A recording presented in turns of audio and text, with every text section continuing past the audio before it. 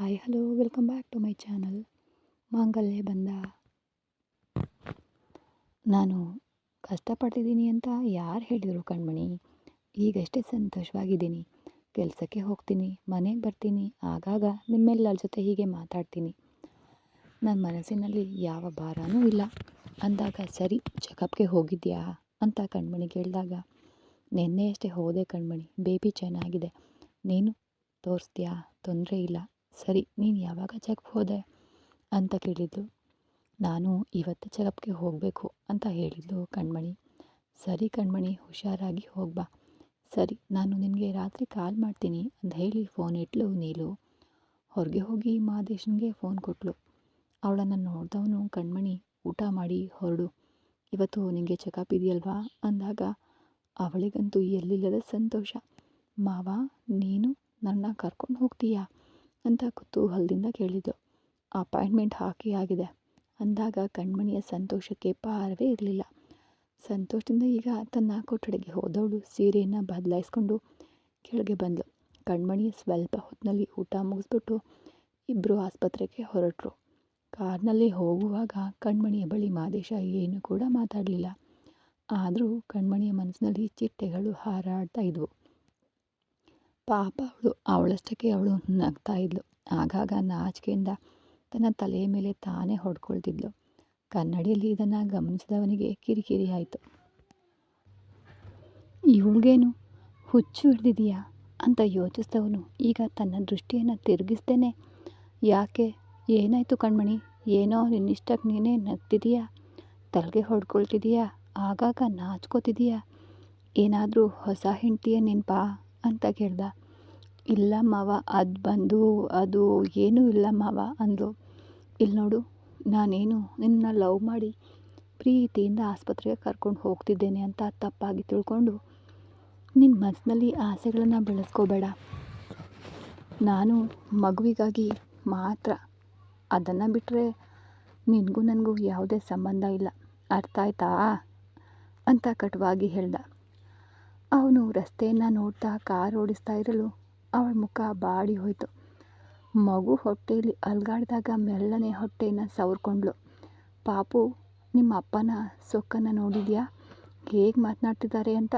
ನೀನು ಮಾತ್ರ ಸಾಕಾ, ಅಮ್ಮ ಬೇಡವಾ? ಇಲ್ಲಿ ನೋಡು ಪಾಪು, ಸ್ಪಷ್ಟವಾಗಿ ಹೇಳ್ತಿದ್ದೀನಿ, ನಿಮ್ಮಪ್ಪ ನನ್ನ ಹತ್ರ ಮಾತನಾಡಿದರೆ ಮಾತ್ರ ನೀನು ನಿಮ್ಮ ಅಪ್ಪನ ಹತ್ರ ಹೋಗಬೇಕು, ಇಲ್ಲಾಂದರೆ ಅವ್ರ ಹತ್ರ ನೀನು ಹೋಗಬಾರ್ದು, ಸರಿನಾ? ನೀನು ಅಮ್ಮನ ಮಗು, ಅಮ್ಮನ ಹತ್ರನೇ ಇರಬೇಕು ಅಂತ ತನ್ನ ಮಗುವಿನೊಂದಿಗೆ ಅವಳು ಮಾತನಾಡೋದನ್ನು ಕೇಳಿ ಅವನಿಗೆ ನಗು ಬಂತು. ಆದರೂ ಅವನು ಬಾಯಿ ಬಿಟ್ಟು ನಗಲಿಲ್ಲ. ಆಸ್ಪತ್ರೆಗೆ ತಲುಪಿದ್ರು. ಕಾರಿನ ಬಾಗಿಲು ತೆಗೆದು ಕೆಳಗೆ ಇಳಿದವಳು ಅವನನ್ನು ಬಿಟ್ಟು ವೇಗವಾಗಿ ನಡ್ಕೊಂಡು ಹೋಗತೊಡಗಿದ್ಲು. ಹಾಗೇನೆ ಅವಳ ಕೈ ಹಿಡಿದು ನಿಲ್ಲಿಸಿದವನು ತಲೆಯ ಮೇಲೆ ಒಂದು ಮೊಟುಕಿದ. ಆ ಅಂತ ತಲೆಯನ್ನು ಸವರ್ಕೊಳ್ತಾ, ಯಾಕೆ ಮಾವ, ತಲೆಗೆ ಹೊಡೆದೆ, ನೋವಾಗ್ತಿದೆ ಅಂತ ಕಣ್ಮಣಿ ಹೇಳಿದಾಗ, ಗರ್ಭಿಣಿ ಹೆಂಗಸು ಸ್ವಲ್ಪ ಹುಷಾರಾಗಿ ನೋಡ್ಕೊಂಡು ನಡಿಬೇಕು ತಾನೇ, ನೀನೇನು ಓಟೋ ಸ್ಪರ್ಧೆಗೆ ಓಡ್ತಿರುವ ಹಾಗೆ ಹೋಗ್ತಿದೆಯಲ್ಲ ಅಂತ ಬೈದಾಗ ಅವಳು ಸುಮ್ಮನಾದ್ಲು. ಹಿಡಿದಿದ್ದ ಅವಳ ಕೈಯನ್ನು ಅವನು ಬಿಡಲೇ ಇಲ್ಲ. ಯಾವಾಗಲೂ ವೇಗವಾಗಿ ನಡೆಯುವವನು ಇಂದು ಹೆಜ್ಜೆ ಹಾಕಲು ಕಲಿಯುತ್ತಿರುವನಂತೆ ಮೆಲ್ಲನೆ ಅವಳ ಕೈ ಹಿಡಿದು ನಡೀತಾ ಇದ್ದ. ಅವಳು ಅವನನ್ನು ಆಶ್ಚರ್ಯದಿಂದ ಮೇಲಿಂದ ಕೆಳಕ್ಕೆ ನೋಡಿದ್ಲು. ಯಾಕಾಗೆ ನೋಡ್ತಿದೀಯ ಅಂತ ಮಾದೇಶ ಕೇಳಿದಾಗ, ಇಷ್ಟು ಸ್ಪೀಡಾಗಿ ಹೋಗಿ ನಾವೇನು ಮಾಡೋಣ ಮಾವ, ಸ್ವಲ್ಪ ನಿಧಾನವಾಗಿ ನಡಿಬಹುದಲ್ವಾ ಅಂತ ತಮಾಷೆಯಾಗಿ ಹೇಳಿದ್ಲು. ಈ ಬಾಯಿಗೆ ಏನು ಕಮ್ಮಿ ಇಲ್ಲ, ಬಾಯಿ ಮುಚ್ಕೊಂಡು ಸುಮ್ಮನೆ ಬಾರೆ ಅಂದ ಮಾದೇಶ. ಅವಳು ನಿಧಾನವಾಗಿ ನಡ್ಕೊಂಡು ಹೋದ್ಲು. ಪ್ರತಿಯೊಬ್ಬರಾಗಿ ಡಾಕ್ಟರ್ ಕೊಠಡಿಯೊಳಗೆ ತಪಾಸಣೆಗೆ ಹೋಗ್ತಾಯಿದ್ರು. ಕಣ್ಮಣಿಯೊಂದಿಗೆ ವೆಯ್ಟಿಂಗ್ ಹಾಲ್ನಲ್ಲಿ ಕುಳಿತಿದ್ದ ಮಾದೇಶ. ಅವಳು ಮೆಲ್ಲನೆ ತನ್ನ ಹೊಟ್ಟೆಯನ್ನು ಸವರ್ಕೊಳ್ತಾ ಇದ್ಲು. ಅವಳನ್ನು ನೋಡಿದವನು, ಏಯ್ ಯಾಕೆ ಯಾವಾಗ ನೋಡಿದರೂ ಹೊಟ್ಟೆಯನ್ನು ಸವರ್ಕೊಳ್ತಾನೆ ಇರ್ತೀಯ, ಸುಮ್ಮನೆ ಕೂರಲ್ವಾ ಅಂತ ಕೋಪದಿಂದ ಕೇಳ್ದ. ಒಳಗಡೆ ನಿನ್ನ ಮಗು ತುಂಬ ತುಂಟಾಟ ಮಾಡ್ತಿದೆ ಮಾವ, ನೀನು ಬೇಕಿದ್ರೆ ಕೈ ಇಟ್ಟು ನೋಡು, ಹೀಗೆ ಆಟವಾಡ್ತಿದೆ ಅಂತ ಗೊತ್ತಾ, ಪಾಪ ಒಂಟಿಯಾಗಿರುವ ಹಾಗೆ ಫೀಲ್ ಮಾಡ್ತಿದೆ, ಅದಕ್ಕೆ ಬೆಂಬಲವಾಗಿರಲಿ ಅಂತ ಕೈ ಇಟ್ಟು ಸವರ್ತಾ ಇದ್ದೀನಿ. ನಿನಗೇನು ಸಮಸ್ಯೆ ಮಾವ ಅಂತ ಕೇಳಿದಾಗ ಇದು ಬೇರೆನಾ ಅಂತ ಮುಖವನ್ನು ತಿರುಗಿಸ್ಕೊಂಡ. ಸ್ವಲ್ಪ ಸಮಯದ ನಂತರ ಅವಳು ಹೇಳಿದ ಮಾತು ಕಿವಿಯಲ್ಲಿ ಗುಯ್ ಅಂತ ಗುಡ್ತಾ ಇರಲೇ ಅವನ ದೃಷ್ಟಿ ಅವಳ ಹೊಟ್ಟೆ ಮೇಲೆ ಬಿತ್ತು. ಆಗ ಅವಳ ಹೊಟ್ಟೆಯ ಮೇಲೆ ಕೈ ಇಟ್ಟು ನೋಡೋಣ ಅಂತ ಅವಳ ಹೊಟ್ಟೆ ಹತ್ರ ಕೈ ಕೊಂಡೊಯ್ಯೋ ಅಷ್ಟರಲ್ಲಿ ಅವಳ ಹೆಸರನ್ನು ಕರೆಯಲಾಯಿತು. ಸರಿ ಬಾ ಹೋಗೋಣ ಅಂತ ಬಿಗಿಯಾದ ಮುಖದೊಂದಿಗೆ ಹೇಳಿಬಿಟ್ಟು ಒಳಗೆ ಕರ್ಕೊಂಡು ಹೋದ ಮಾದೇಶ. ಡಾಕ್ಟರ್ ಕೆಲವು ಟೆಸ್ಟ್ಗಳನ್ನು ಬರ್ಕೊಟ್ರು. ಈ ಟೆಸ್ಟ್ ಎಲ್ಲ ಮಾಡಿಸ್ಕೊಂಡು ಸ್ಕ್ಯಾನ್ ಮಾಡಿ ಸ್ಕ್ಯಾನ್ ರೂಮ್ ಹತ್ರ ಬನ್ನಿ ಅಂತ ಹೇಳಿಬಿಟ್ಟು ಮುಂದಿನ ರೋಗಿನ ಕರೆದರು ಡಾಕ್ಟರ್. ಕಣ್ಮಣಿಯು ಲ್ಯಾಬ್ಗೆ ಹೋಗಿ ರಕ್ತ ಪರೀಕ್ಷೆಗೆ ಕೊಟ್ಟು ಬಂದು ಕುಳಿತಳು. ಕಣ್ಮಣಿ, ಡಾಕ್ಟರ್ ಸ್ಕ್ಯಾನ್ ರೂಮ್ಗೆ ಬರಲು ಹೇಳಿದ್ದಾರೆ ಅಲ್ವಾ, ಬಾ ಹೋಗೋಣ ಅಂತ ಮಾದೇಶ ಕರೆದ. ಇರು ಮಾವ, ಟೆಸ್ಟ್ ರಿಪೋರ್ಟ್ ತೊಗೊಂಡು ಹೋಗೋಣ ಅಂದ್ಲು ಕಣ್ಮಣಿ. ಸ್ಕ್ಯಾನ್ ನೋಡ್ಕೊಂಡು ಬಂದು ತೆಗೆದುಕೊಳ್ಳೋಣ ಬಾ ಅಂದಾಗ ಸರಿ ಅಂತ ಹೇಳಿಬಿಟ್ಟು ಅವಳು ಎದ್ದು ಹೋದಳು. ಇಬ್ಬರು ಸ್ಕ್ಯಾನ್ ರೂಮ್ಗೆ ಹತ್ರ ಹೋಗಿ ಕೂತರು. ಇಬ್ಬರು ಸ್ಕ್ಯಾನ್ ಮಾಡಿಸ್ಕೊಂಡು ಬಂದಮೇಲೆ ಮುಂದಿನ ಸರ್ದಿ ಕಣ್ಮಣಿಯದ್ದು. ಒಳಗೆ ಹೋದಾಗ ಕಣ್ಮಣಿಯ ಪಾಕದಲ್ಲೇ ಇದ್ದನು ಮಾದೇಶ. ಹೊಟ್ಟೆ ಮೇಲೆ ಜೆಲ್ ಹಚ್ಚಿ ಸ್ಕ್ಯಾನ್ ನೋಡ್ತಿರುವಾಗ ಆ ಸ್ಕ್ಯಾನ್ ಯಂತ್ರದಲ್ಲಿ ಮಗುವಿನ ರೂಪ ಕಾಣ್ತು. ಡಾಕ್ಟರ್ ತೋರಿಸಿದಾಗ ಮಾದೇಶನ ಮೈ ಜುಮ್ ಅಂತು. ಈಗಷ್ಟೇ ಅವನ ತುಟಿಗಳು ಅರಳಿದ್ವು. ಕಣ್ಣಿನಲ್ಲಿ ಕಣ್ಣೀರು ಬರ್ತಾ ಇದ್ವು. ತಿಳಿಯದೆ ತನ್ನ ಮಗುವನ್ನೇ ನೋಡ್ತಿದ್ದನು. ಅವಳು ತನ್ನ ಗಂಡನನ್ನೇ ಗಮನಿಸ್ತಾ ಇದ್ಲು. ಮನಸ್ಸಿನಲ್ಲಿ ಇಷ್ಟೊಂದು ಆಸೆ ಇಟ್ಕೊಂಡು ನನ್ನ ಮೇಲೆ ಸಿಡುತ್ತೀಯಲ್ಲ ಮಾವ, ನೀನು ತುಂಬ ದಿನಗಳವರೆಗೆ ಹೀಗೆ ಇರೋದಿಲ್ಲ, ಬೇಗನೆ ನೀನು ನನ್ನ ಒಪ್ಕೋತೀಯ ನೋಡು ಅಂತ ಮನಸ್ಸಿನಲ್ಲಿ ಅಂದ್ಕೊಂಡವಳು ಅವನ ಕೈ ಹಿಡಿಯಲು ಆಗಲು ಪ್ರಯತ್ನ ಇಲ್ಲದೆ ಕಂಪ್ಯೂಟರ್ನಲ್ಲಿ ಕಾಣ್ತಾ ಇದ್ದ ಮಗುವಿನ ರೂಪವನ್ನೇ ಅವನು ನೋಡ್ತಾ ಇದ್ದ. ಸ್ವಲ್ಪ ಸಮಯದಲ್ಲಿ ಸ್ಕ್ಯಾನ್ ಮುಗೀತು. ಸರಿ ಕಣ್ಮಣಿ, ರೂಮ್ಗೆ ಬನ್ನಿ ಅಂತ ಹೇಳಿ ಡಾಕ್ಟರ್ ಹೊರಟರು. ಮೆಲ್ಲನೆ ಎದ್ಲು. ಅಷ್ಟರಲ್ಲೇ ಟಿಶ್ಯೂ ಪೇಪರ್ ತಗೊಂಡು ಮಾದೇಶ ತಾನೇ ಅವಳ ಹೊಟ್ಟೆನ ಸ್ವಚ್ಛಗೊಳಿಸ್ದ. ಅವಳಿಗೆ ಅದೆಂಥದ್ದು ಸಂತೋಷ. ಆ ನಂತರ ತನ್ನ ಸೀರೆಯನ್ನು ಸರಿಪಡಿಸ್ಕೊಂಡ್ಳು. ಅವಳನ್ನು ಹೊರಗೆ ಕರ್ಕೊಂಡು ಬಂದ ಮಾದೇಶ. ಇಲ್ಲಿವರೆಗೂ ಅವನ ಮುಖದಲ್ಲಿ ಆ ಮುಗುಳ್ನಗೆ ಮಾಸ್ತೆ ಉಳಿದಿತ್ತು. ತನ್ನ ಮಾವನ ಮುಖವನ್ನು ನೋಡಿ ಆನಂದಿಸ್ತಲೇ ನಡೆದು ಕಣ್ಮಣಿ. ಈಗ ಮಾದೇಶ, ಕಣ್ಮಣಿ ನೀನಿಲ್ಲಿ ಕೂರು, ನಾನೇ ಹೋಗಿ ಟೆಸ್ಟ್ ರಿಪೋರ್ಟ್ನ ತಗೊಂಡು ಬರ್ತೀನಿ ಅಂತ ಹೇಳಿ ಲ್ಯಾಬ್ಗೆ ಹೋದ. ಅವಳ ಎಲ್ಲ ಟೆಸ್ಟ್ ರಿಪೋರ್ಟ್ಗಳನ್ನು ತೆಗೆದುಕೊಂಡು ಬಂದವನು ಮತ್ತೆ ಅವಳನ್ನು ಡಾಕ್ಟರ್ಸ್ ಕೊಠಡಿಗೆ ಕರ್ಕೊಂಡು ಹೋದ. ಡಾಕ್ಟರ್ ನೋಡಿಬಿಟ್ಟು ಅವಳಿಗೆ ಎಂದಿನಂತೆ ವಿಟಮಿನ್ ಮಾತ್ರೆಗಳನ್ನು ಬರ್ಕೊಟ್ಟು ಕಳಿಸಿದ ಮೇಲೆ ಅವಳನ್ನು ಹೊರಗೆ ಕರ್ಕೊಂಡು ಬಂದ ಮಾದೇಶ.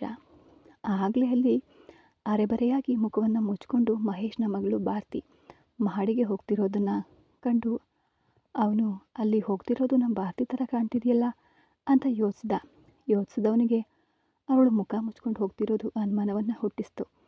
ಆಗ ಕಣ್ಮಣಿಯನ್ನು ನೋಡಿದವನು, ಕಣ್ಮಣಿ ತಕ್ಷಣ ಹೊರಟೋದು ಬೇಡ, ನೀನು ಸ್ವಲ್ಪ ಹೊತ್ತು ಕುಳಿತು ರೆಸ್ಟ್ ತಗೋ, ನಾನು ನಿನಗೆ ಮಾತ್ರೆಗಳನ್ನು ತಗೊಂಡು ಬರ್ತೀನಿ, ಆಮೇಲೆ ಹೋಗೋಣ ಅಂದಾಗ ಸರಿ ಮಾವ ಅಂತ ಹೇಳಿ ಕುಳಿತಳು ಕಣ್ಮಣಿ. ಈಗ ಸ್ವಲ್ಪ ದೂರ ಹೋದವನು ಅವಳಿಗೆ ಗೊತ್ತಾಗದಂತೆ ಈಗ ಮಹಡಿಗೆ ಹೋದ. ಅಲ್ಲಿ ಭಾರತಿ ಇರಲಿಲ್ಲ. ಯಾವ ಕೊಠಡಿಯೊಳಗೆ ಹೋದ್ಲು ಅಂತ ತಿಳಿಲಿಲ್ಲ. ಸ್ವಲ್ಪ ಸಮಯ ಹೊರಗೆ ಕಾಯ್ತಿದ್ದನು. 15 ನಿಮಿಷಗಳ ನಂತರ ಹೊರಗೆ ಬಂದಳು ಭಾರತಿ.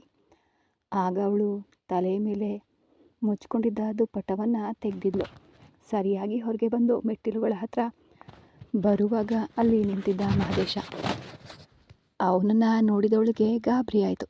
ಹಾಗೆಯೇ ದಾಟಿ ಹೋಗಲು ಪ್ರಯತ್ನಿಸಿದವಳನ್ನು ಭಾರತಿ ಅಂತ ಬಿಗಿಯಾದ ಧ್ವನಿಯಲ್ಲಿ ಕರೆದ ಮಾದೇಶ. ಚಿಕ್ಕಪ್ಪ ಅಂತ ಹಿಂಜರಿಕೆಯಿಂದ ಅವನ ಮುಂದೆ ನಿಂತಳು. ಏನು, ಕಾಲೇಜಿಗೆ ಹೋಗದೆ ಆಸ್ಪತ್ರೆಗೆ ಬಂದಿದೀಯಾ ಅಂತ ಕೇಳ್ದ ಮಾದೇಶ. ಅದು ಏನೂ ಇಲ್ಲ ಚಿಕ್ಕಪ್ಪ, ನನ್ನ ಫ್ರೆಂಡ್ಗೆ ಆಕ್ಸಿಡೆಂಟ್ ಆಯಿತು, ಅದಕ್ಕೆ ಆಸ್ಪತ್ರೆಯಲ್ಲಿ ಅಡ್ಮಿಟ್ ಮಾಡಿದ್ದಾರೆ, ಅದಕ್ಕೆ ನೋಡಲು ಬಂದೆ ಅಂತ ಹೇಳಿದ್ಲು. ಈ ವಿಷಯ ನಿಮ್ಮ ಮನೆಯಲ್ಲಿ ಗೊತ್ತಾ ಅಂತ ಕೇಳಲು, ಇಲ್ಲ ಚಿಕ್ಕಪ್ಪ, ನಾನು ಕಾಲೇಜ್ಗೆ ಹೋಗಿದ್ದೆ, ಅಲ್ಲಿ ಹೇಳಿದರು, ಅದಕ್ಕೆ ಕಾಲೇಜಿನಿಂದ ಬಂದೆ ಅಂತ ತಡವರಿಸಿದ್ಲು. ನೋಡಿದವನು ಕಾಲೇಜಿಗೆ ಚಕ್ಕರ್ ಹೊಡೆದು, ಇಲ್ಲಿಗೆ ಬಂದಿದೀಯಾ, ನಿನ್ನ ಅಪ್ಪ ಚಿಕ್ಕಪ್ಪನಿಗೆ ಗೊತ್ತಾದರೆ ಏನಾಗುತ್ತೆ ಗೊತ್ತಾ ಅಂತ ಮಾದೇಶ ಹೇಳಿದಾಗ, ಚಿಕ್ಕಪ್ಪ ನನ್ನ ತಪ್ಪಾಗಿ ತಿಳಿಬೇಡಿ ಚಿಕ್ಕಪ್ಪ, ಅವ್ರು ನನ್ನ ಜೊತೆ ಓದುವವರೇ ಅಲ್ವಾ, ಆಕ್ಸಿಡೆಂಟ್ ಆಯಿತು ಅಂತ ಹೇಳಿದ ತಕ್ಷಣ ಮನಸ್ಸು ಕೇಳಲಿಲ್ಲ, ಅದಕ್ಕೆ ಬಂದೆ ಅಂತ ಅವಳು ಹೇಳಿದ್ಲು. ದೊಡ್ಡ ಮನೆಯ ಬಗ್ಗೆ ನಿನಗೆ ಚೆನ್ನಾಗಿ ಗೊತ್ತು, ಭಾರತಿ, ಸುಮ್ಮನೆ ಓದೋ ವಯಸ್ಸಿನಲ್ಲಿ ಬೇಡವಾದದನ್ನೇನಾದರೂ ಮಾಡಿ ನೀನು ಓದನ್ನು ಕೆಡಿಸ್ಕೊಂಡು ಜೀವನವನ್ನು ಹಾಳು ಮಾಡ್ಕೋಬೇಡ. ಈಗ ನೀನು ನೇರವಾಗಿ ಕಣ್ಣು ನೋಡಿ ಮಾತನಾಡದೇ ಇದ್ದಾಗಲೇ ಏನೋ ತಪ್ಪು ಮಾಡ್ತಿದ್ದೀಯಾ ಅಂತ ಅನ್ನಿಸ್ತಿದೆ. ನೀನು ಮನಸ್ಸಿನಲ್ಲಿ ಬೇಡವಾದದ್ದು ಏನಾದರೂ ಅಂದ್ಕೊಂಡು ಏನಾದರೂ ಮಾಡಿ ಬಿಟ್ಬಿಡಬೇಡ. ಆಮೇಲೆ ನಿನ್ನ ಮೇಲೆಯೇ ಏನಾದರೂ ಗೋಬೆ ಕೂರಿಸಿ ಒಂದು ಮೂಲೆಯಲ್ಲೇ ಕೂರಿಸ್ಬಿಡ್ತಾರೆ ಅಂದ ಮಾದೇಶ. ಇಲ್ಲ ಚಿಕ್ಕಪ್ಪ, ಅದು ಬಂದು ಅಂತ ತಡಬರ್ಸೋಳು ಅವಳನ್ನು ನೋಡಿದವನಿಗೆ ಅನುಮಾನ ಆಯಿತು. ಸರಿ, ಅದು ಯಾರು ಅಂತ ಈಗ ನೇರವಾಗಿ ಕೇಳಿದ ಮಾದೇಶ. ಅದು ಪರಿಚಯದವರೇ, ನನ್ನ ಜೊತೆ ಓದುವವರು ಅಂತ ತೊದಲುತ್ತಾ ಹೇಳಲು ಮರುಕ್ಷಣ ಅದೆಂಥದ್ದೋ ಕೋಪ ಬಂದು ಹೊಡೆಯಲು ಕೈ ಎತ್ತವನು ಮಾದೇಶ. ಆದರೆ ಹೊಡೆಯದೆ ಕೈಯನ್ನು ಕೆಳಗಿಳಿಸ್ದ.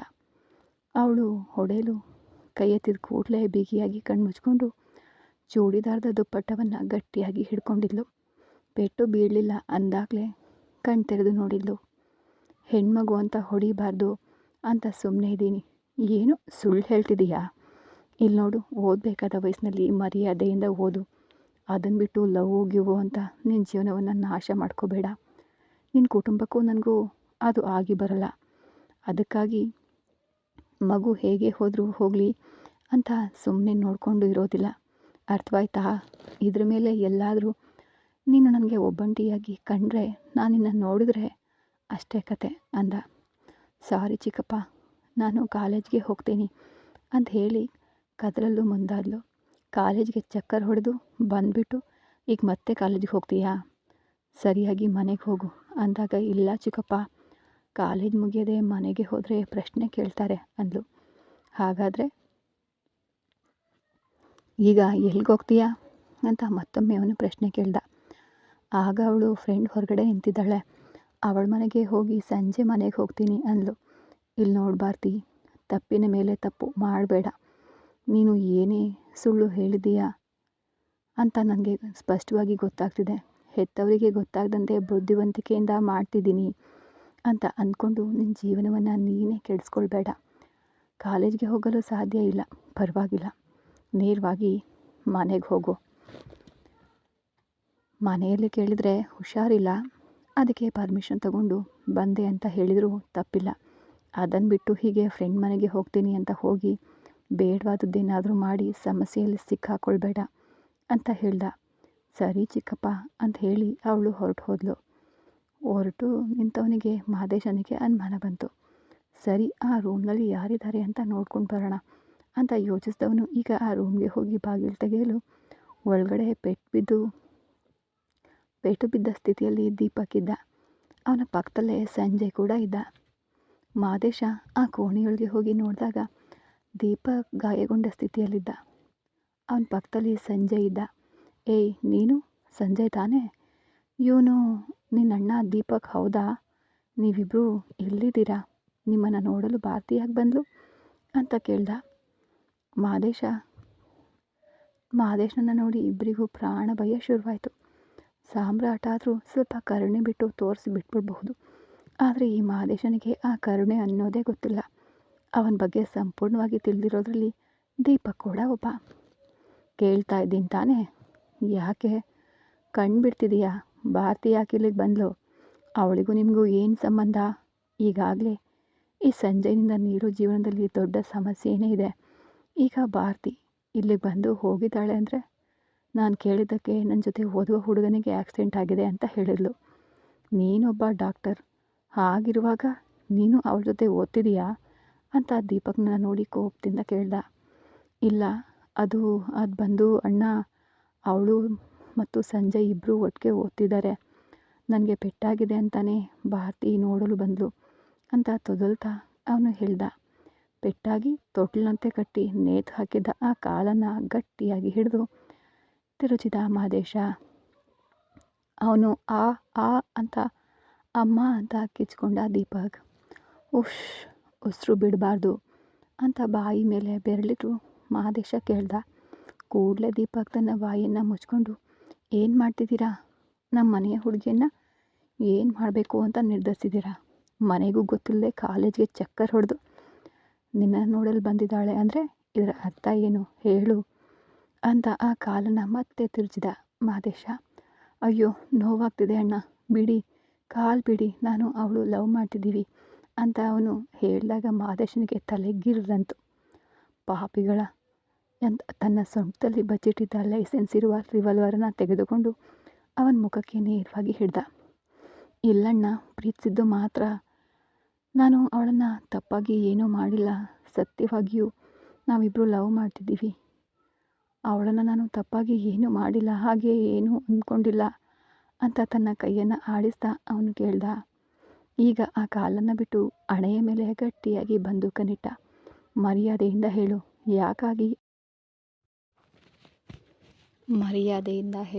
ಯಾಕಾಗಿ ಹುಡುಗಿ ಮನಸ್ಸನ್ನು ಕೆಡಿಸಿ ಅವಳ ಮನಸ್ಸಿನಲ್ಲಿ ಪ್ರೀತಿ ಆಸೆಯನ್ನು ಬೆಳೆಸಿದೆ? ಖಂಡಿತವಾಗಿಯೂ ನೀನು ಒಳ್ಳೆಯ ಉದ್ದೇಶದಿಂದ ಅವಳನ್ನು ಪ್ರೀತಿಸ್ತಿಲ್ಲ ಅಂತ ಮಾತ್ರ ನನಗೆ ಗೊತ್ತು. ಯಾಕಂದರೆ ಈಗೋ ಇಲ್ಲಿದ್ದಾನಲ್ಲ ಈ ನಾಯಿ, ಇವನೊಬ್ಬ ಫ್ರಾಡ್. ಆ ರೋಹಿಣಿಗೂ ಇವನಿಗೂ ಸಂಬಂಧ ಇದ್ದರೂ ಯಾವ ಸಂಬಂಧವೂ ಇಲ್ಲದಂತೆ ಪ್ಲ್ಯಾನ್ ಮಾಡಿ ತಪ್ಪಿಸ್ಕೊಂಡಿದ್ದಾನೆ. ಇಲ್ಲಿ ನೋಡು, ನಾನು ಯಾರಿಗೂ ಯಾವುದಕ್ಕೂ ಹೆದರೋನಲ್ಲ. ನನ್ನ ಬಗ್ಗೆ ನಿನಗೆ ಚೆನ್ನಾಗಿ ಗೊತ್ತು. ಹೀಗೆಯೇ ಈ ಬದುಕಿನಲ್ಲಿರುವ 6 ಗುಂಡುಗಳನ್ನು ನಿನ್ನ ತಲೆಗೆ ಇಳಿಸಿ ಹೋಗ್ತೀನಿ. ಏನು ಈಗ ಮರ್ಯಾದೆಯಿಂದ ಸತ್ಯ ಹೇಳ್ತೀಯಾ ಇಲ್ವಾ ಅಂತ ರಿವಾಲ್ವರನ್ನು ಒತ್ತಲು ಹೋದಾಗ ವೇಗವಾಗಿ ಬಂದು ಅವನ ಕೈಯನ್ನು ತಟ್ಬಿಟ್ಲು ಭಾರತಿ. ಕೆಳಗೆ ಬಿದ್ದಿದ್ದ ಬಂದೂಕನ್ನು ಸಂಜಯ್ ತೆಗೆದುಕೊಂಡ. ಈಗ ಮಾದೇಶ್ನ ಕಡೆಗೆ ನೇರವಾಗಿ ಬಂದೂಕನ್ನು ಹಿಡಿದಿದ್ದ. ಚಿಕ್ಕಪ್ಪ, ಏನು ಮಾಡ್ತಿದ್ದೀರಾ? ಇಲ್ಲಿ ನೋಡಿ, ಇನ್ಮೇಲೆ ನನ್ನ ವಿಚಾರದಲ್ಲಿ ತಲೆ ಹಾಕಬೇಡಿ. ಚಿಕ್ಕಪ್ಪ ಅನ್ನೋ ಮರ್ಯಾದೆಯಿಂದ ಕರಿತಿದ್ದೀನಿ. ನಿಮ್ಮ ಹೊಟ್ಟೆ ಒಂದು ತಪ್ಪು. ನನ್ನ ಕುಟುಂಬದಲ್ಲಿರುವ ಪ್ರತಿಯೊಬ್ಬರು ನಿಮ್ಮನ್ನು ದೂರ ಇಟ್ಟಿದ್ದಾರೆ. ಸುಮ್ಮನೆ ನಮ್ಮ ವಿಚಾರದಲ್ಲಿ ಮೂಗು ತೂರಿಸ್ಬೇಡಿ ಅಂತ ಉಸಿರು ಬಿಡ್ತಾ ಅವಳು ಮಾತನಾಡಿದ್ಲು. ಅವನ ಕಡೆಗೆ ಬಂದೂಕು ಹಿಡಿದಿದ್ದ ಸಂಜಯ್, ಮರ್ಯಾದೆಯಿಂದ ಇಲ್ಲಿಂದ ಹೊರಡು, ಇಲ್ಲ ಅಂದರೆ ನಿನ್ನನ್ನು ಶೂಟ್ ಮಾಡಿಬಿಡ್ತೀನಿ ನೋಡು ಅಂತ ಬೆದರಿಸ್ದ. ಏನು ಬಚ್ಚ, ನನಗೆ ಬಂದೂಕು ತೋರಿಸಿ ಬೆದರಿಸ್ತೀಯಾ? ಕೊಂದ್ಬಿಡ್ತೀನಿ ನೋಡು ಅಂತ ಮಾದೇಶ ಕೂಡ ಗರ್ಜಿಸ್ದ.